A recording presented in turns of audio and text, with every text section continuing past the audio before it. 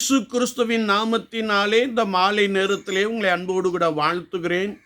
வேதத்தின் வெளிச்சம் என்ற வார்த்தையின் அடிப்படையிலே நாம் பரிசுத்த ஆவியானவரால் நிரப்பப்பட்டிருந்தால் ஒரு மனிதனுடைய வாழ்க்கை, ஒரு மனுஷனுடைய வாழ்க்கை, ஒரு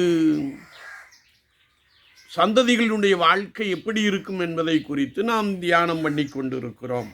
இன்றைக்கும் அப்போஸ்தலர் நடபடிகளின் புஸ்தகம் 2ஆம் அதிகாரத்தை நாம் திருப்பிக் கொள்ளுகின்ற பொழுது அங்கே கர்த்தருடைய வார்த்தை சொல்லுகிறது. 31ஆம் வசனம் முதல் சில வசனங்களை நாம் தியானித்து கொண்டிருக்கிறோம். இன்றைக்கும் நாம் தியானிக்க போகிற வார்த்தை என்னவென்றால், வீடுகள் தோறும் அப்பம் விட்டு மகிழ்ச்சியோடும் கபடமில்லாத இருதயத்தோடும் போஜனம் பண்ணி என்ற ஒரு வசனத்தை நாம் வாசிக்க முடியும்.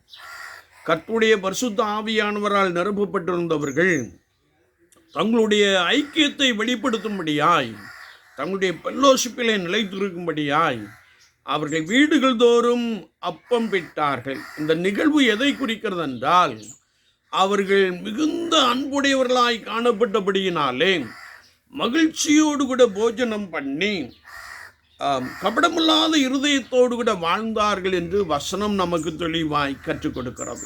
என்னை கேட்டுக்கொண்டிருக்கிற என் அன்பு சகோதரனே, சகோதரியே, பரிசுத்த ஆவியானவரால் நிரப்பப்பட்டவர்களுக்குள்ளே கபடம் இல்லை, மாறாக அன்பினாலே ஒருவரை ஒருவர் தாங்குகிறவர்களாக, அன்பிலே நிலைத்திருக்கிறவர்களாக, ஐக்கியத்திலே நிலைத்திருக்கிறவர்களாக வீடுகள் தோறும் அப்பம் விட்டார்கள் என்று நாம் வேதத்திலே வாசிக்கிறோம்.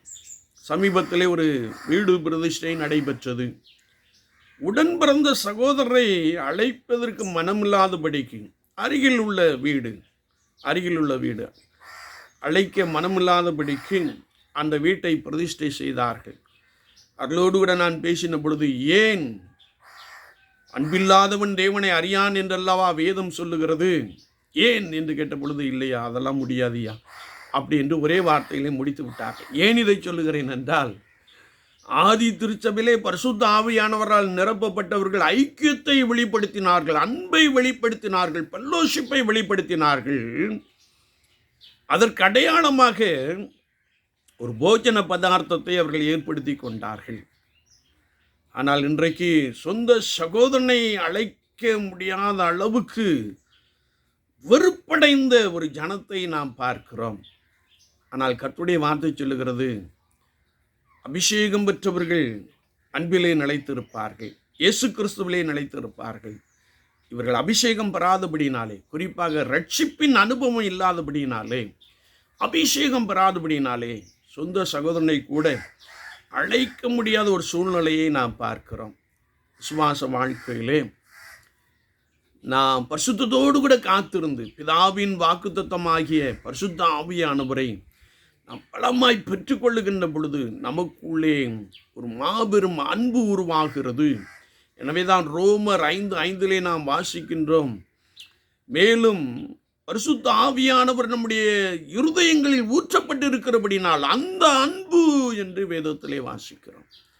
அபிஷேகம் பெற்றுக்கொண்டு அன்பை நாம் நிலைநாட்டுவோம், ஐக்கியத்திலே நாம் பலப்படுவோம், தேவனுடைய சுத்தத்தையும் விருப்பத்தையும் நிறைவேற்றுவோம். பரிசுத்த ஆவியானவர் உங்களோடு கூட உங்களை பலமாய் வழிநடத்துவாராக. ஆமீன், ஆமீன்.